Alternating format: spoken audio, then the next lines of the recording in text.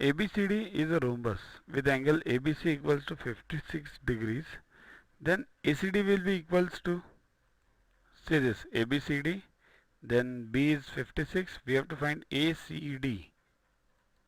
See here, sides of AB and CD are parallel to each other because rhombus opposite sides are parallel and equal. In fact, all the sides are equal. So these are parallel. So angle B and angle C, full C, BCD, these will be supplementary. So BCD will be equals to 180 minus ABC. But what we know now, ABC is 56 degrees. So BCD will be 180 minus 56, 124 degrees. Now we know BCD now. This BCD we know now. Now this AC is a diagonal. Now what is the property of rhombus? Check this slide. All the properties of all the quadrilaterals are given. You can pause this video and watch. It is given up to trapezoid, square, rhombus, everything is given. So for rhombus, the diagonals bisect the angles. Means this diagonal will bisect this angle.